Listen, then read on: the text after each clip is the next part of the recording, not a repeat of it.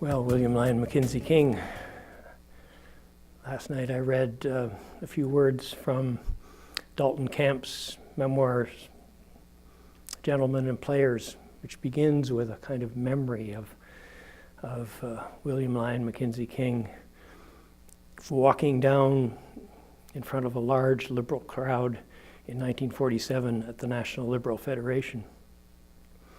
And he talked about him as a pale, colorless little man, clad in the aura of indestructibility.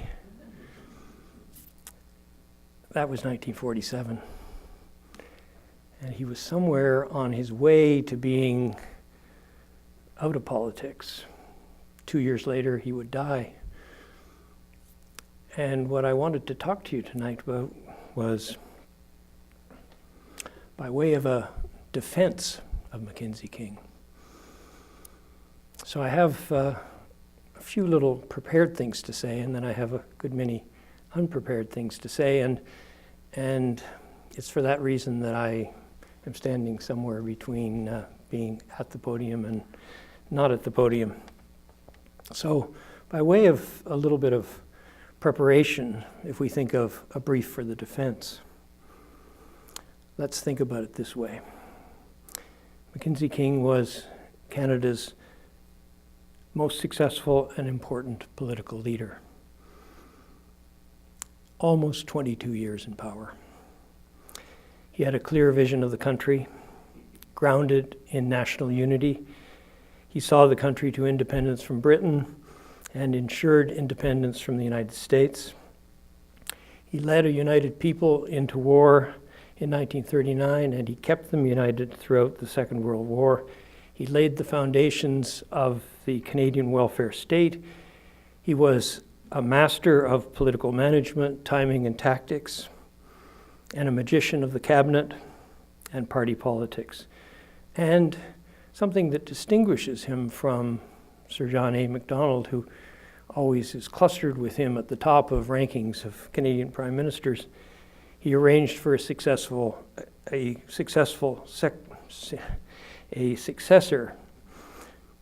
capable of winning power for another decade after his retirement. Wily Willie he certainly was, a cunning practitioner of politics high and low, and that was his reputation when he died in 1950. Then it was slowly revealed that he led what seems to some of us an eccentric life. Weird Willie has sometimes come to trump, sorry about that, has sometimes come to trump Wily Willie in the popular and sometimes in the academic imagination. It shouldn't.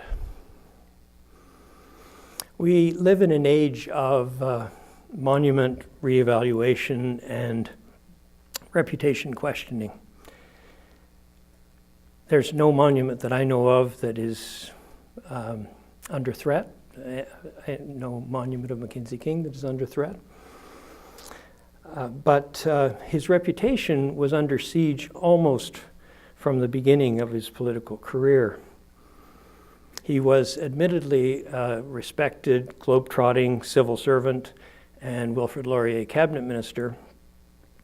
But then he was on the wrong side of the 1911 free trade debate and was called by some a traitor, because he was on the side of free trade with the Americans, and that was seen as the end of the British Empire and, more importantly, the end of Canada.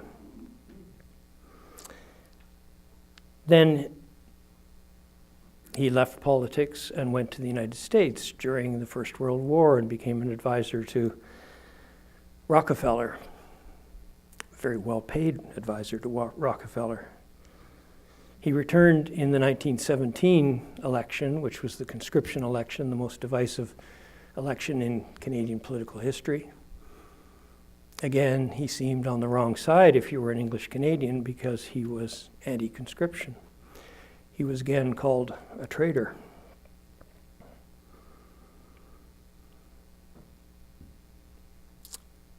Back to the United States he went, wrote a book that no one reads. It's impossible to read.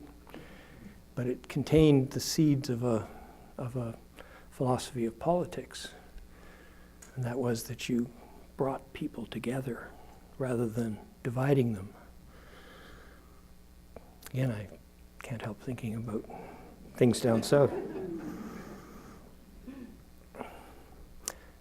That brought him to the leadership of the Liberal Party in 1919 because he had been on Quebec's side during the conscription election, and Quebec voted for him in great numbers at the 1919 convention that made him the leader. English Canada didn't much want him. They would have preferred somebody else. But King became the leader. Lucky to have been on the right side during the election when he seemed to have been on the wrong side. 1921 election came along. The Conservatives were unpopular.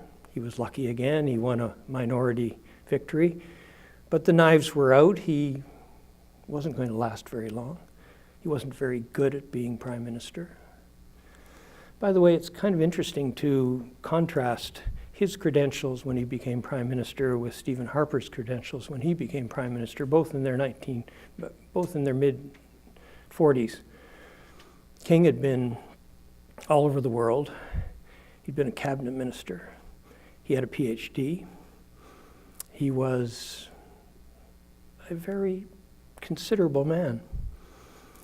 I'm not suggesting that Stephen Harper wasn't a considerable man as well, but he had none of those credentials. So here he was in his mid-40s, prime minister, but still a lot of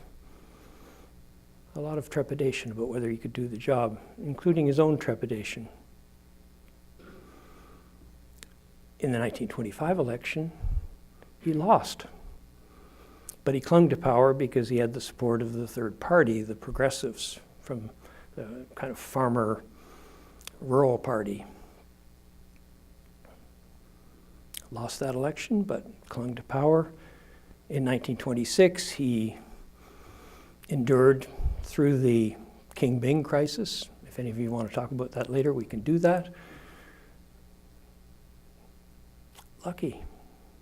Majority government. Lucky again in 1930 when he lost the election campaign to R.B. Bennett. So it was R.B. Bennett who became the symbol of the Depression rather than Mackenzie King. Lucky. And then in 1935, because of the Depression and because Bennett had seemed to be inadequate, really a very interesting prime minister, R.B. Bennett. Very progressive. Lots of good things happened during the early 1930s, but all kinds of very bad things happened as well. And Bennett was so unpopular that King only needed to say in 1935, it's king or chaos, and he floated to power.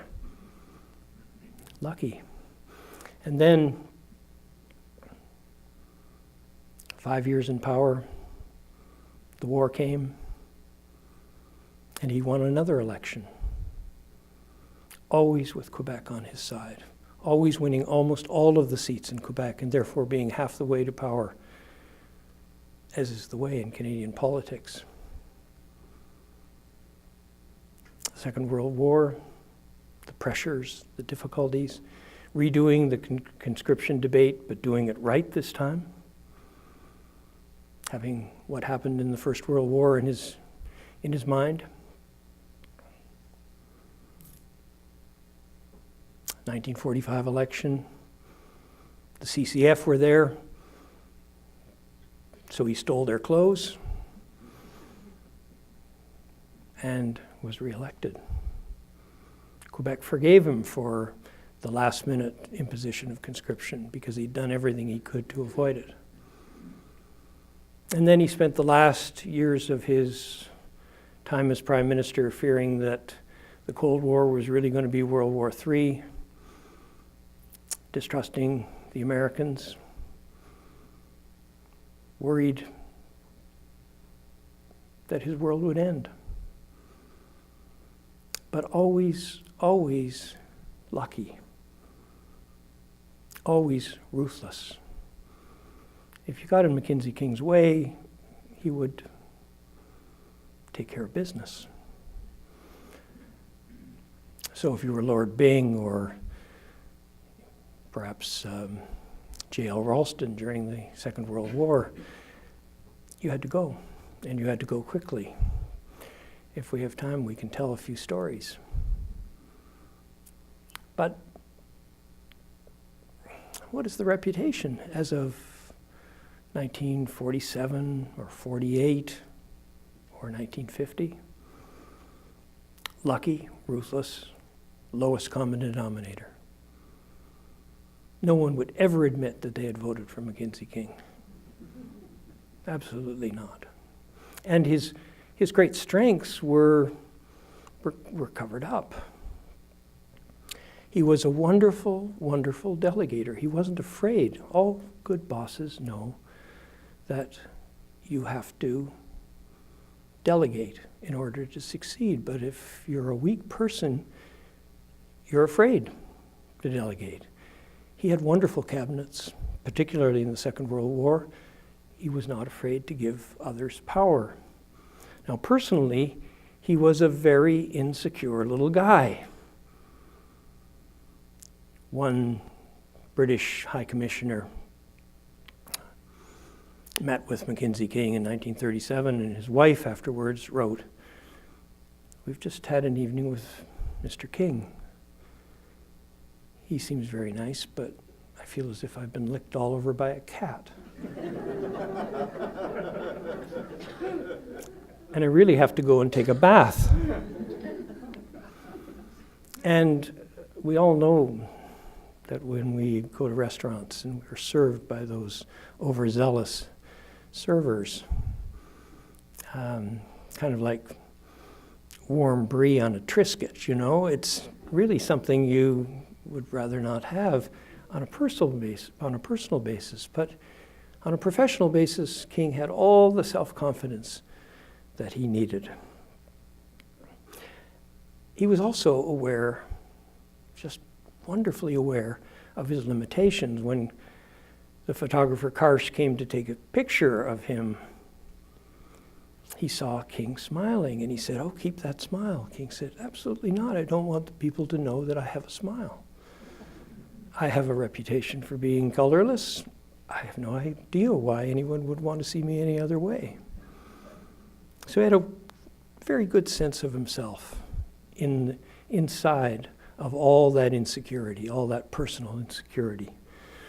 And by the way, that personal security had a lot to do with the spirit world and with searching for some kind of meaning in life. Well, let's look at the reputation of King as it evolved, a kind of reputational roll call. Time magazine, 1946. More perhaps than any living ruler, he's the embodiment of his country. A steady, colorless little man with too much honor and intellect to be a demagogue, too little fire to be an orator, too little hair. I'm sensitive on that point here. Too little hair and too few mannerisms to be spectacular. King fits his country's mood and pattern. F.R. Scott, the great poet and jurist and social democrat, he blunted us. We had no shape because he never took sides, and no sides because he never allowed them to take shape. He skillfully avoided what was wrong without saying what was right, and never let his on the one hand know what his on the other hand was doing. He seemed to be in the center because we had no center, no vision to pierce the smokescreen of his politics. Truly, he will be remembered wherever men honor ingenuity, ambiguity, inactivity, and political longevity. Let us raise up a temple to the cult of mediocrity. Do nothing by halves that you can do by quarters.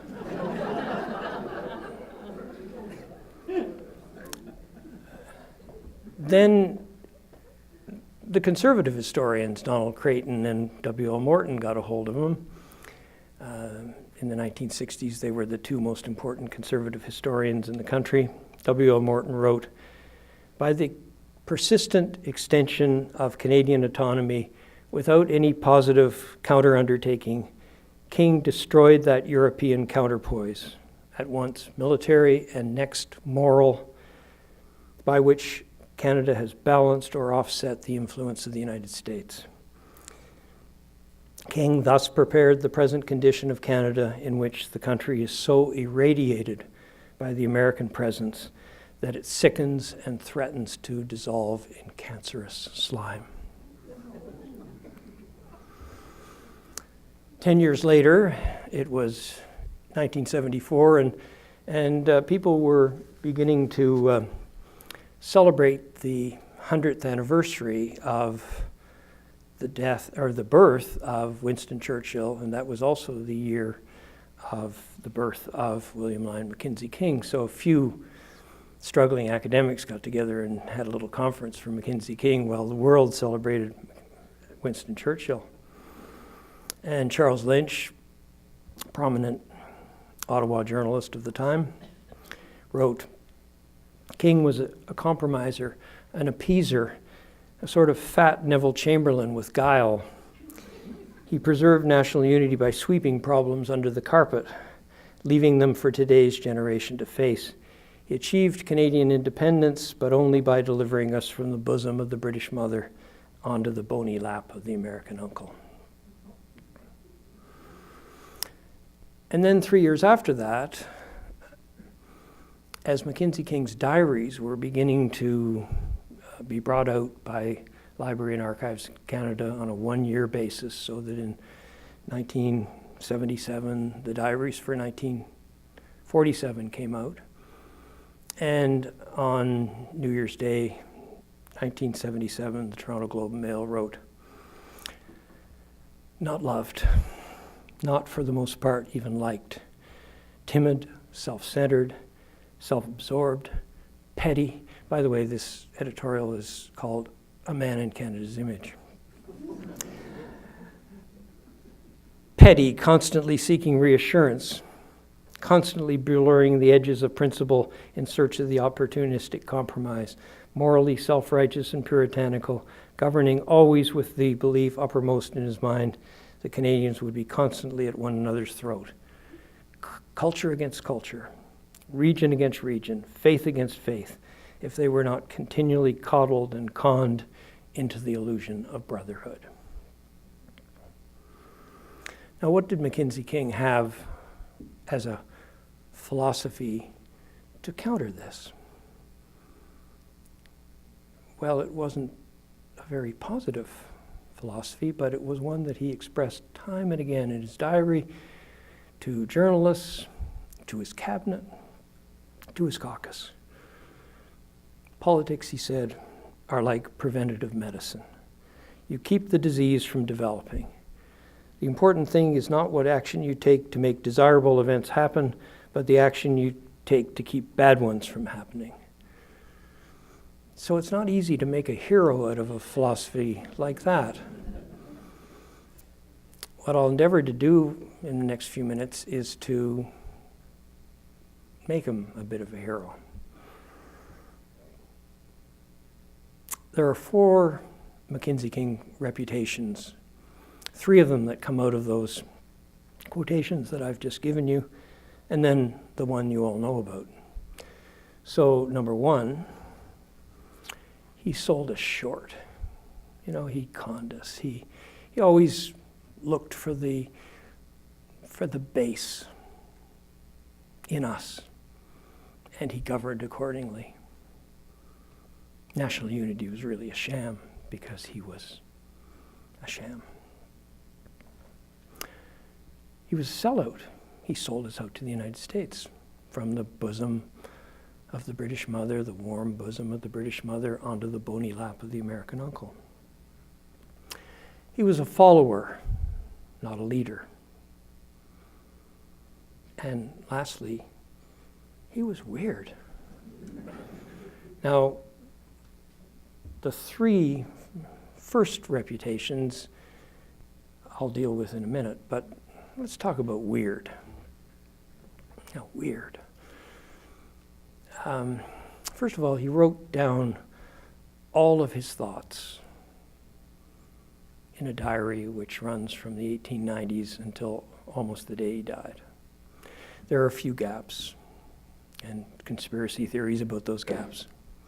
Another thing we can talk about if you like.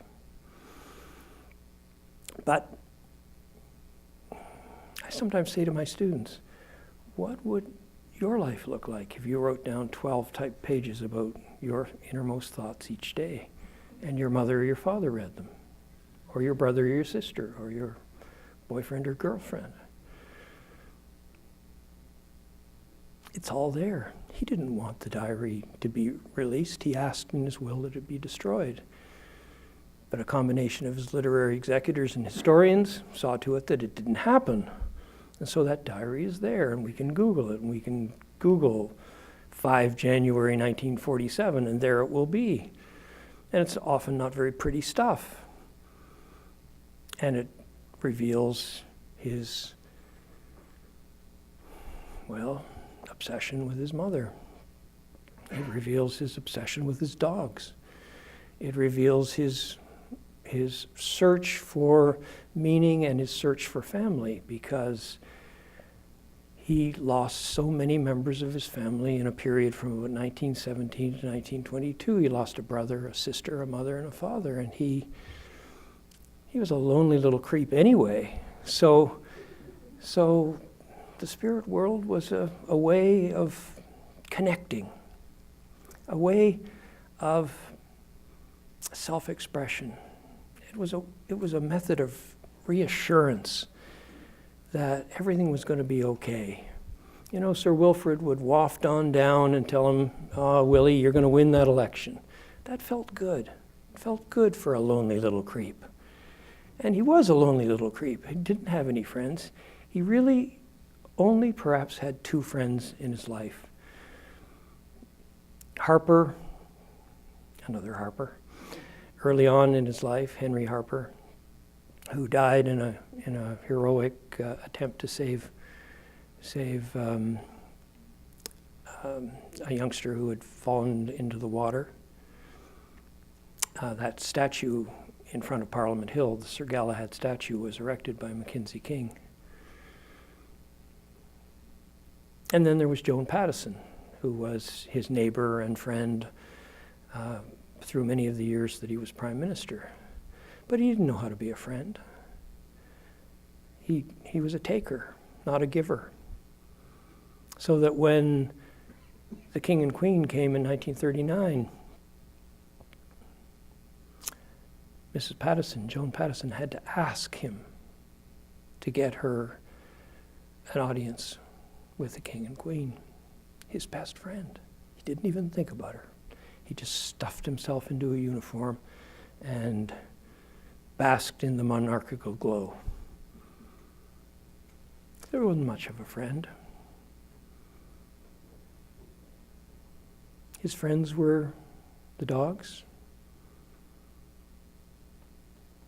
and he was heartbroken when they died, and he talked about it in his diary, and historians love to get a hold of that and make fun of him. He's an easy person to make fun of. But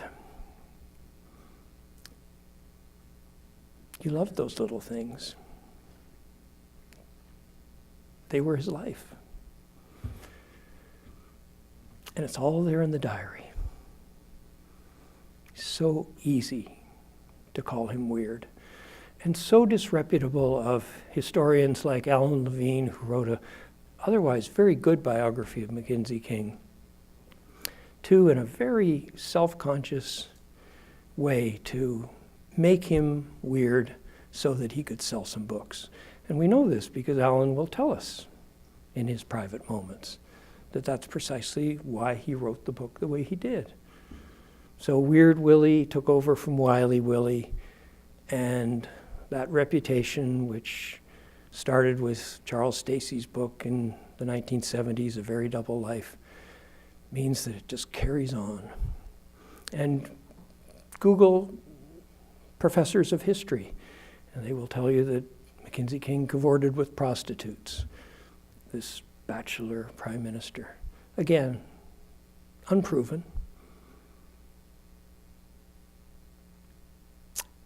just there. So sad, lonely little life, weird little life, easy target. Let me tell you another story.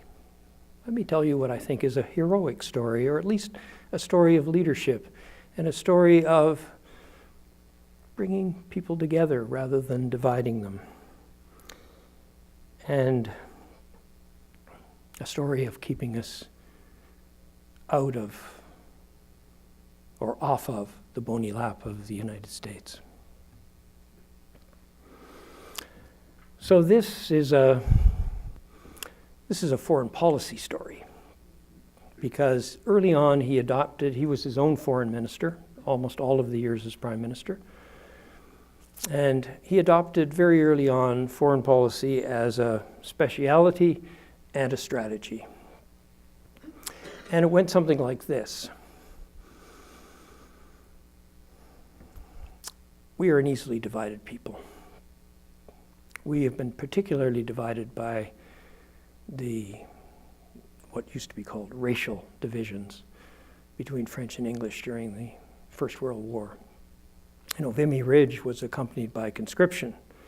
So an awful lot of Canadians could think that during the First World War, other Canadians were choosing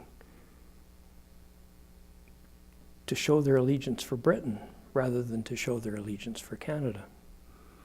And that's the world that Mackenzie King inherited. So in the early 1920s, because he couldn't do much in a minority government, he chose to adopt a very radical foreign policy. He would disengage himself from the British Empire. Well, not disengaging himself from the British Empire, and I know that sounds not very radical, but when 50% of the Canadian population was of British origin, one had to be careful. The rough breakdown of the population in those days was 50% British stock, again an old word, 30% Francophone, and 20% German, Ukrainian, and various other groups. And so how to bring them together? How to bring Canadians together? You would do it by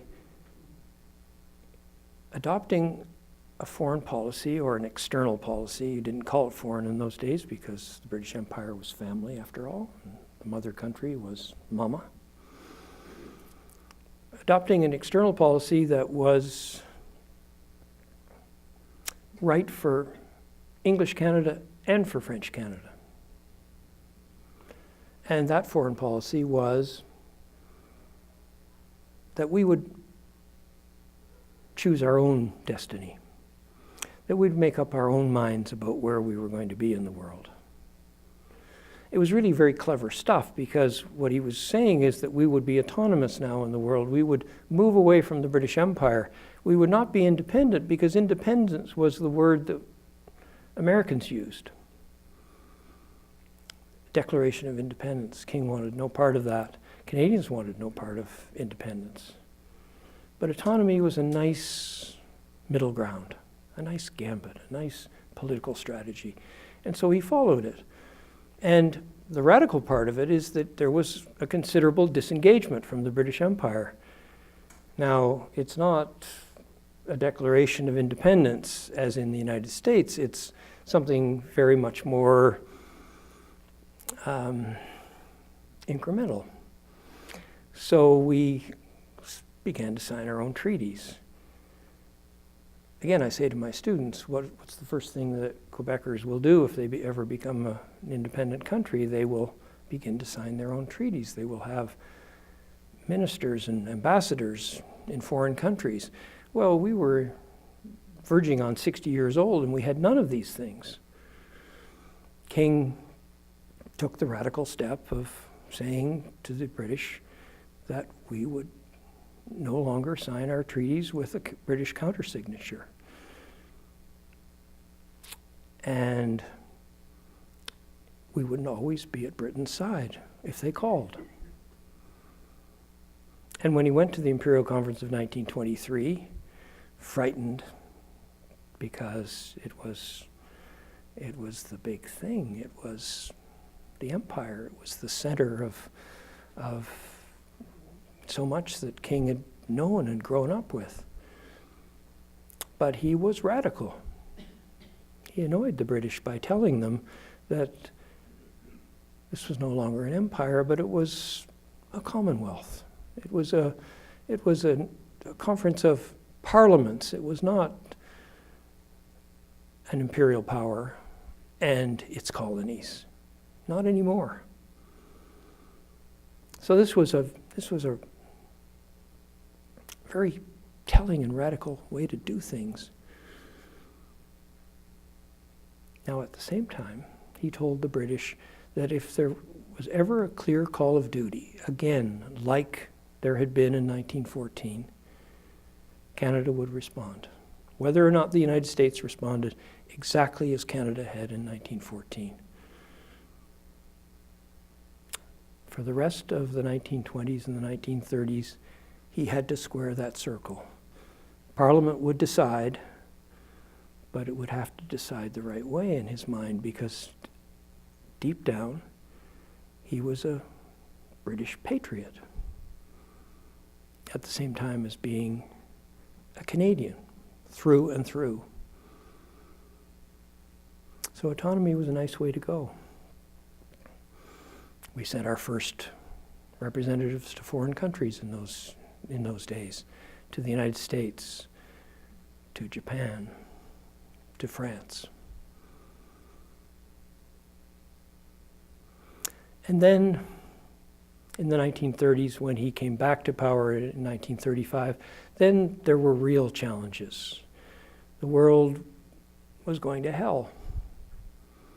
And what was he to do? And what kind of a relationship was he to forge with this charismatic, newish president of the United States, Franklin Roosevelt?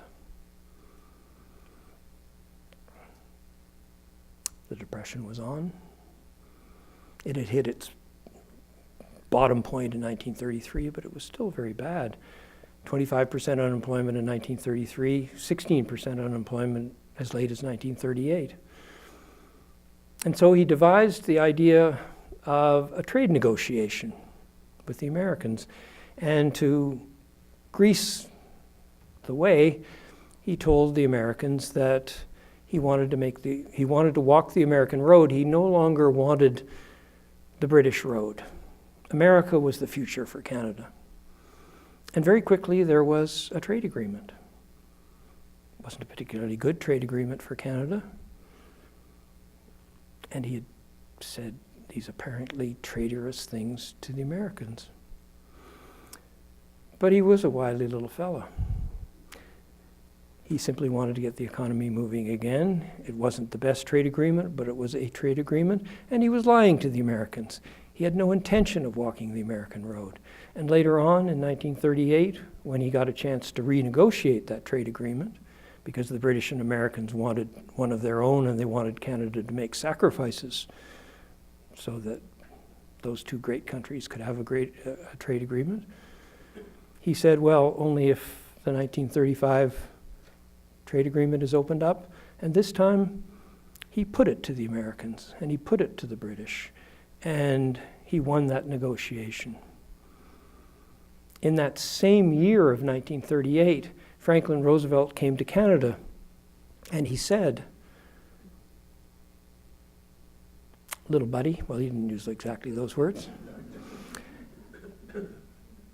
Little buddy, if you are ever invaded, and this was August of 1938, Hitler had taken the Rhineland, he had taken Austria, and he was about to take the Sudetenland, the German-speaking part of Czechoslovakia.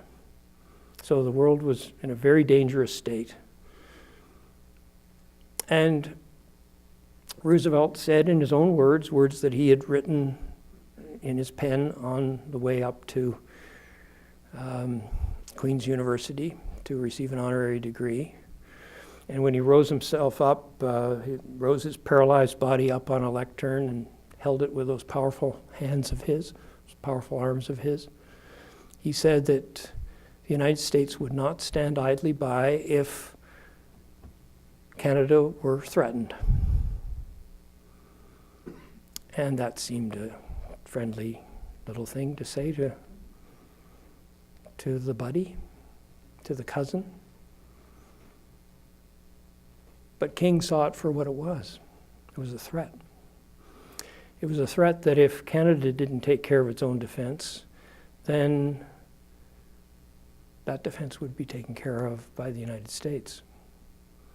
And so a few days later at Woodbridge, Ontario, King issued a declaration, the Woodbridge Declaration, and that declaration said, "Thank you, Mr. President, but no thanks. We will take care of ourselves." A self-respecting country takes care of its own defense. And in that context, he began to do something that he'd already put underway, and that was better defenses for Canada. Now, doubling the defense budget, it was a very small budget, but he doubled it. And the year before, in 1937, he had said to his caucus, we have to do something about the world. We have to protect ourselves. He went to Parliament, put those defense estimates in front of Parliament. 50 members of Parliament spoke. Conservatives did not have the courage to put up one speaker who would call for more money for defense. The Social Credit, the CCF, parties of the left and the right, railed against defense expenditure, and they certainly said that any defense expenditure would have to be for Canadian defense. The Minister of National Defense and Francophone members of the Liberal caucus were all over the map. The minister said, well, we're going to do this for national defense, and Francophone members said, do nothing. Then on the 19th of February, 1937, King stood up in Parliament and laid down the law. We would double our defense budget. And we would do it for the right reasons, and we would do it for national defense, but we would also do it for the British Empire, and for something that was right.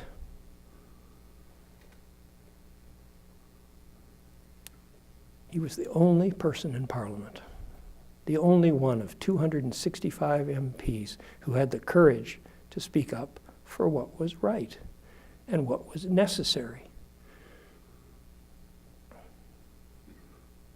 So this is not a follower. He is a leader.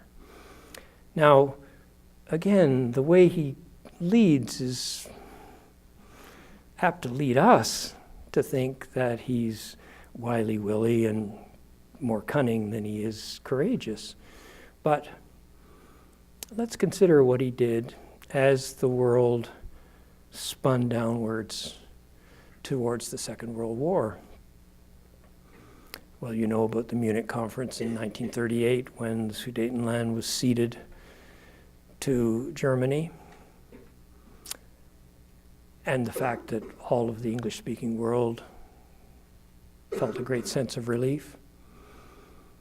And then, months later, in the middle of March 1939, Hitler moved his troops into the Czech capital of Prague, and then everyone knew that war was imminent. The British did certain things, conscription, guarantees to Poland and other countries. What did Mackenzie King do? What did Wiley Willie do?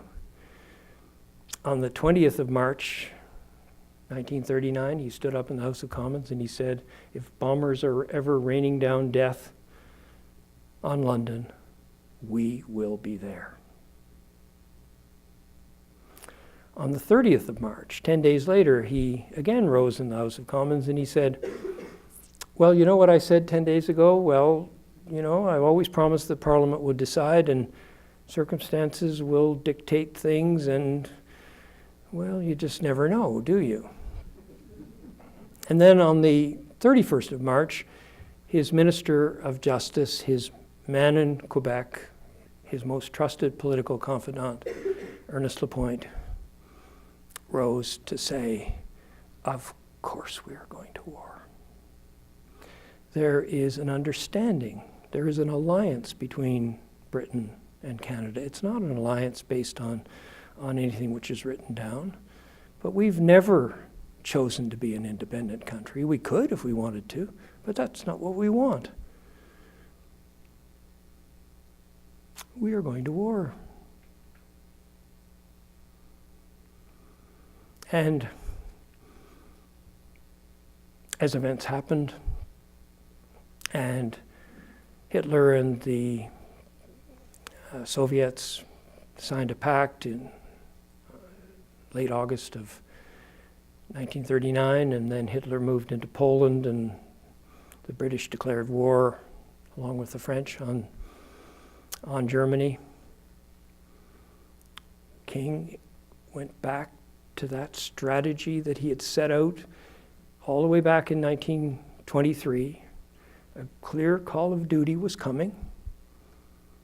So we had to act, but we would act through our own parliament. And so Ernest Lapointe again stood up because King knew that he couldn't speak for Quebec. And although he may have no personal friends, he had a great political friend in Ernest Lapointe. So Lapointe made the same speech. We are going to war. And if you get inside Mackenzie King's diary during this period, you will find a person, a leader, who stood for the right things. He stood for freedom and democracy and the rule of law. He saw evil for what it was. He was a man of peace. He hoped right up until the last moment that he would be able to dig peace out of Nazi Germany. He'd been an admirer of Hitler. After all, they both loved their mom. They both were rather spiritual. They were both from Berlin. He went on and on about Hitler. And he got him wrong in many respects. But by the time we were on the eve of war, he knew what was right.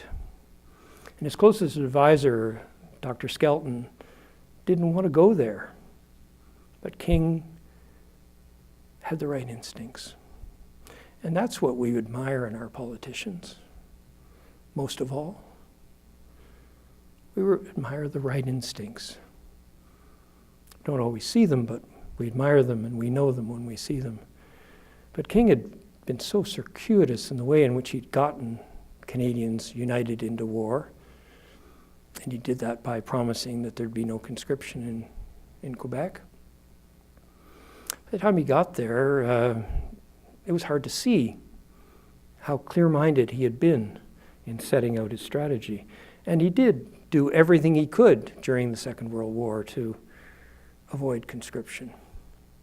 Again, that's a story, and John has given me a time limit, so I won't tell that story, but we can stick around and talk about conscription if you like afterwards.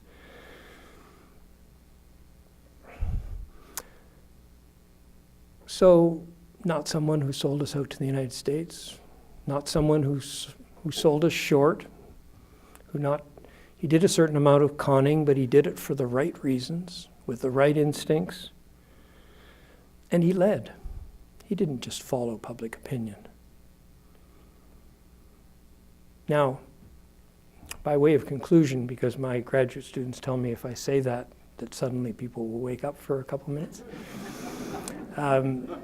By way of conclusion, let me just say that the greatest indignity of all to a reputation is to have no reputation at all.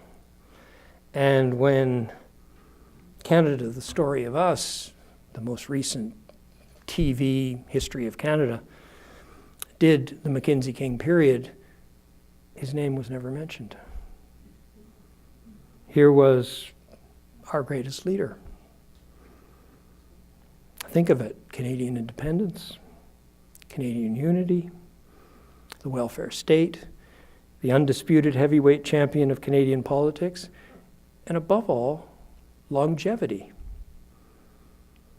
If Justin Trudeau remains in power, as long as Mackenzie King, he will still be Prime Minister in 2037.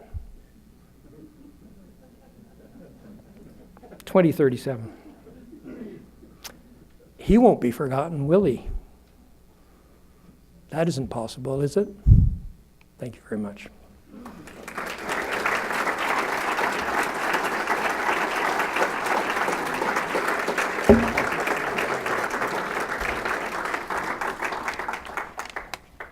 So we now have some time for some questions, and I'm sure if someone wants to hear some of the stories that were referenced, that you could also ask that in a question.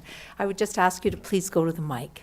It's in the center of the room, kind of hidden back there.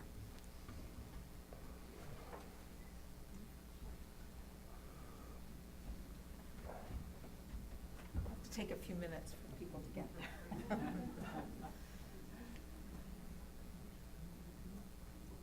Really simple question. Is this on? Yes. Did King speak French?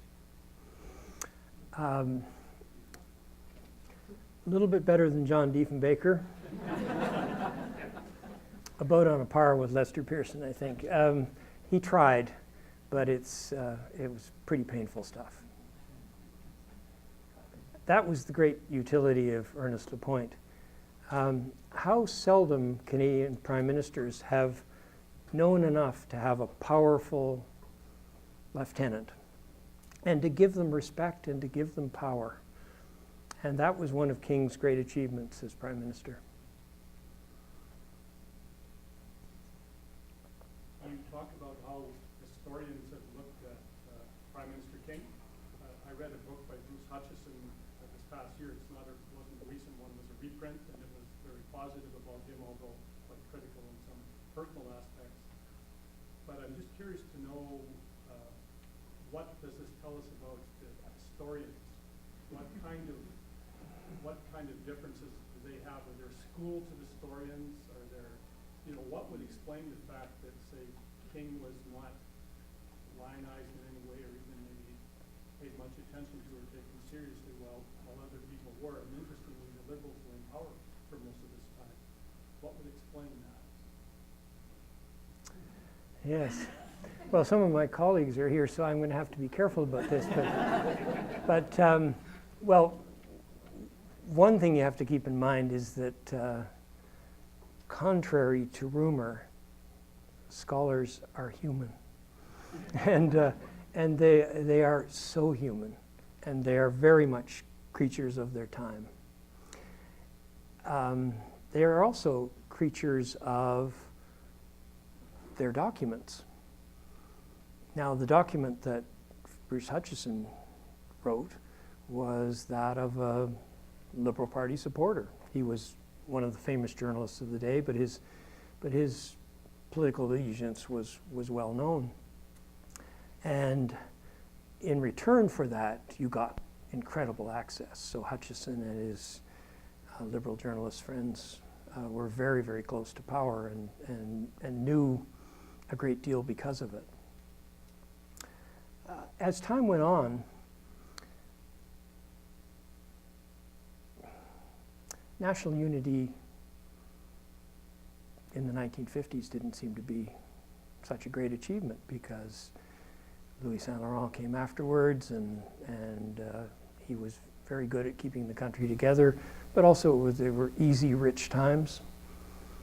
And so historians didn't need to pay very much attention to Mackenzie King, but then when Quebec power began to rise, the Quiet Revolution, there was a new appreciation by historians of the importance of what King had achieved. And so again, being creatures of their time and being creatures of their documents, as they appreciated the problems of national unity, how hard it was to keep this country together, and they began to get a hold of Mackenzie King's diary. They could see the complexity of what he had done. In a way, by having that diary and by leaving behind a vast, vast collection of papers, King ensured his historical reputation. And so the major historians of the late 60s and the 1970s wrote very approvingly about Mackenzie King, Jack Granatstein being a prominent one of that group. But at the same time, Charles Stacey was finding in the diary all that weirdness. And so those two reputations, those two impulses now exist. Professors love to tell Mackenzie King stories, make the students sit up and take notice. It's very easy pickings. It's harder to get into the depths and the nitty-gritties of politics, to explain just how sensitive he was to what we were as a people, and how those antennae of his were so well-tuned. And therefore, if you, and I won't mention any names, but if you do some Googling, you'll find some professors who are on the side of having a good laugh about it all, and you'll find other professors on the side of thinking that his achievements were major. So historians move through time, but in all these rankings of politicians, rankings of prime ministers, Mackenzie King is always right at the top, either first or second. Occasionally he'll fall into third place, but Stephen Atsey and I have done a good deal of this kind of work, and when you bring together 100 to 200 historians, scholars, journalists, political commentators, King gets the highest marks for those reasons that I set out at the beginning. But just forgive us, we're human.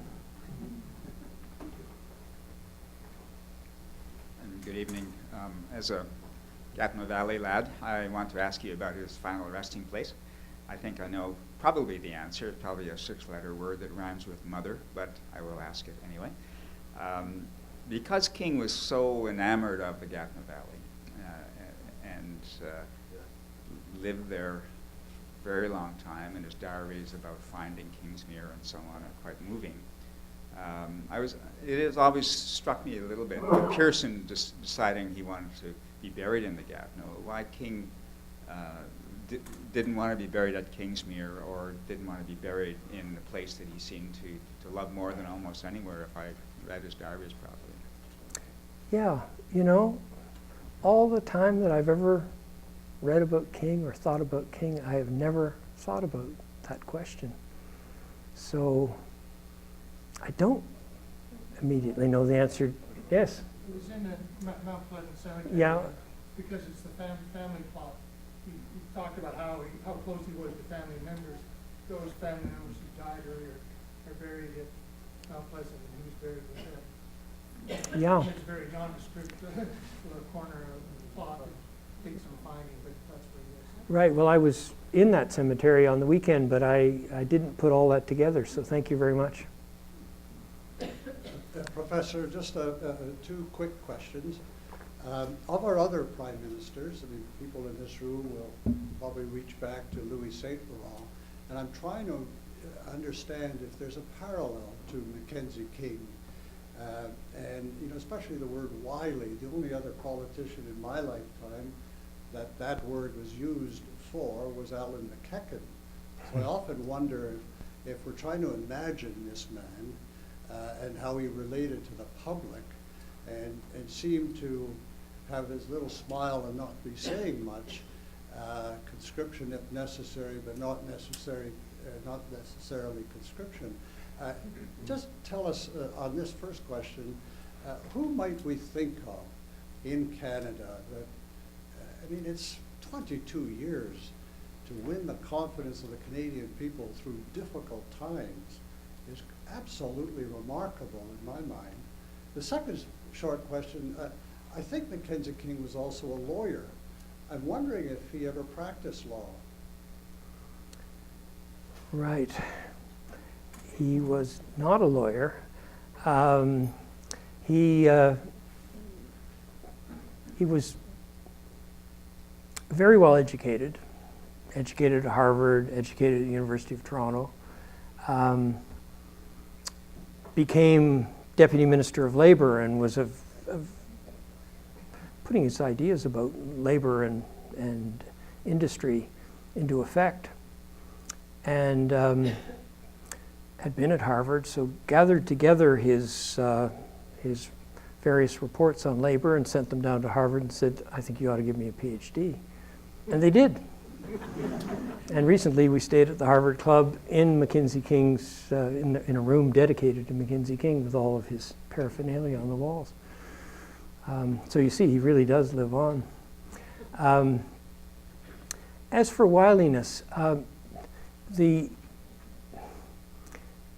closest approximation of Mackenzie King is Laurier. I mean, Laurier is really the model.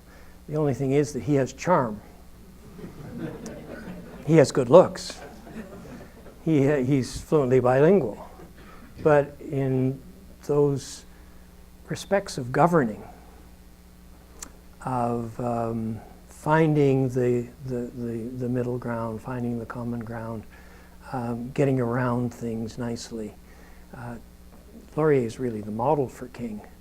And it's fascinating to think that Laurier became leader of the Liberal Party in 1887, and Mackenzie King left the leadership of the Liberal Party in 1948. Now, what is that, 61 years that the two men were leader of the Liberal Party? It's harder to be wily in the Mackenzie King sense now because of television and social media. King was very good at telling one thing to one part of the country and telling another thing to another part of the country. It's a little harder to do now. You see, the great King way of doing things is that ambiguity offends the fewest. If no one knows where you stand, it's harder to target you. So it's that kind of wiliness is in scarce supply. Greg Dunahee is here, and he wrote that fine biography of Paul Martin. I don't think Paul Martin was wily in that same way. He was far too direct. When he was ambitious, he showed his ambition. McEachern was really sneaky, and he was really the man who brought down Joe Clark in 1980. So hard to find a type like that, but it's very easy to see the pattern, the Liberal Party pattern that runs from Laurier. So Mackenzie King was a Xerox copy, without the charm, without the bilingualism. Saint Laurent adored Laurier, governed like Laurier. Trudeau the First, had a picture of Laurier on his desk. Chrétien unearthed Laurier's desk and sat at Laurier's desk.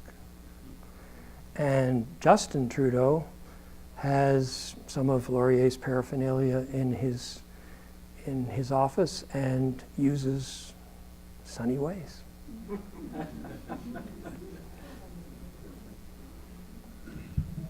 Thank you very much for a most informative lecture. I noticed that when you talked about autonomy, you mentioned the United States and France and Japan. I was wondering if you could say a little bit more about why you included Japan in there, and was there more activity on the part of King towards Asia during his time as Prime Minister? Yes, well, he knew a good deal about Asia. He had traveled there. But because my mandate was to make a hero out of King, I didn't mention a few little things, such as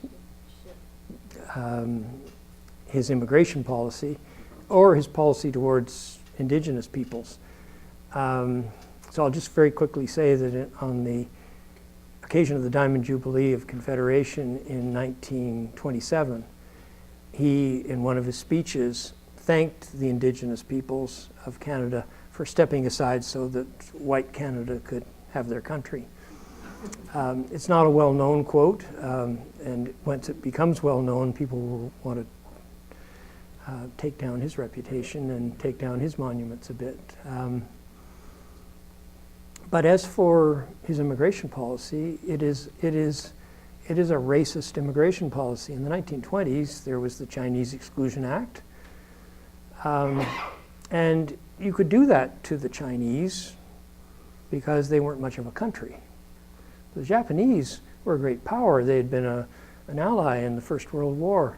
And so you had to come up with a way of restricting Japanese immigration that wouldn't offend a great power. And what you did was you sent a minister, a junior level ambassador, a very rich one, because in those days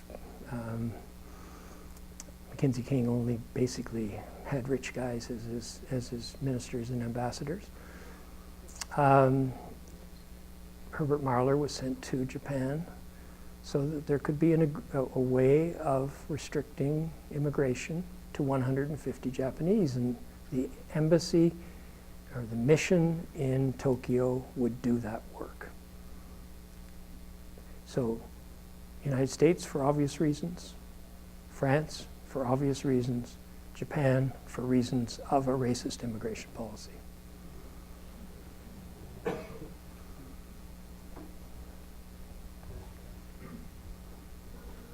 Professor, you mentioned his assessment and reassessment of Hitler.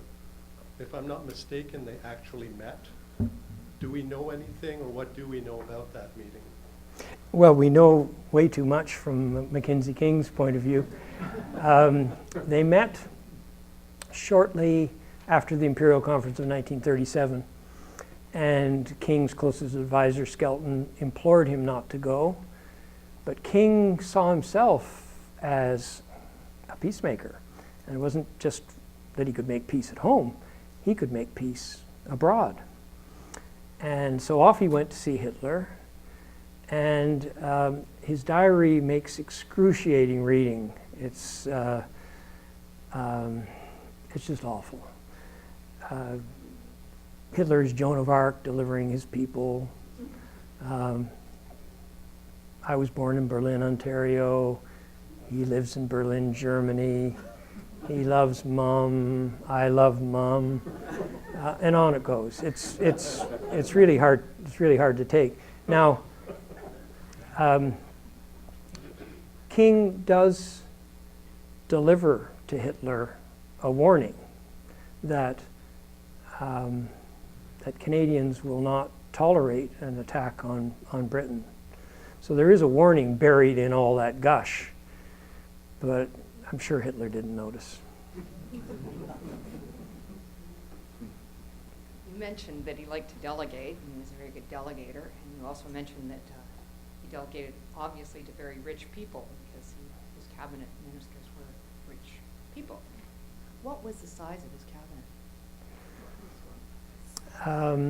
Greg, what would have been the size of a wartime cabinet? A lot smaller than our cabinets. Yeah, maybe not even that many. If you see pictures of the cabinets, they tend to be smaller. And by the way, King's method of dealing with the cabinet was just to talk it out. We will talk about it as long as we need to in order to produce consensus. It's very considerable talent in the way in which he manipulates his cabinet. Sometimes reads memoranda of 30 or 40 or 50 pages to them. And the poor souls have to sit back and listen. But it was, particularly that wartime cabinet, a very impressive cabinet. You mentioned his influence on developing the welfare state. What did he do in that regard? Well, as I say, it's probably not quite so heroic. The first steps were done in the mid-20s. Just a very, very small version of old age pension, and that was done to keep his coalition together in that period when he had lost the election of 1925, and when he was putting things back together again for his victory in 1926. But the real steps took place in the Second World War, when, and all wars drive democracies to the left. It happened in Britain, certainly during the Second World War, when they ended up electing a socialist government and rejecting Churchill. Well, that wasn't going to happen to Mackenzie King because the CCF, the Cooperative Commonwealth Federation, which was the forerunner of the New Democrats, they had all kinds of ideas about social welfare. And what King did was to skim off some of the best ideas and the easiest ideas to implement. So it was then that the baby bonus came into being. So it was called Mother's Allowance. But the mother would, as my mother got 3 checks for the three of us kids. And it was the great steps towards the welfare state didn't really happen until Pearson in the 60s, and Stephen Hatsey would have told you about that. Medicare, the Canada Pension Plan, and the rest. But the foundations were laid, not really in the 20s, but really in the mid-40s, in the period just before the election of 1945 and just after. I think is there one more? Great, one more question. President Olio mentioned how Mackenzie King left the Gatineau, what is now the Gatineau Park area, and when I visit his estate area, like the most impressive thing to me is this collection of ruins that he had that he was trying to build a building or whatever. What gave him the idea to do that? Well, he was a collector. He was a romantic. And he was really, I mean, this is where you see his romanticism, the desire to pull out the past, to get a little chunk, as he did during the Second World War, of the Parliament buildings after they'd been bombed. Lester Pearson was, shall we say, embarrassed to have to ask the British for a little chunk of their parliament. But it was all part of that romantic attempt to connect himself to history. And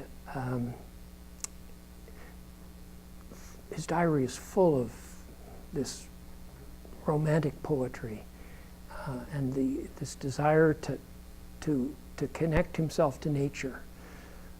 You know, he sees himself as kind of the country squire, but he's also just a good old 19th century romantic.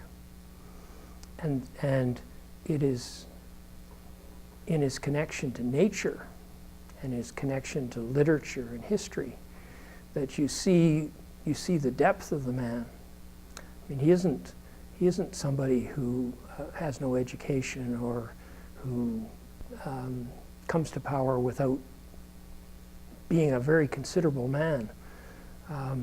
There's solid rock as a foundation, and so he's somebody who knows things. He's been places. He's done things, and And that helps him along with that political instinct that he has, that wonderful political instinct of knowing when to move and when not to move.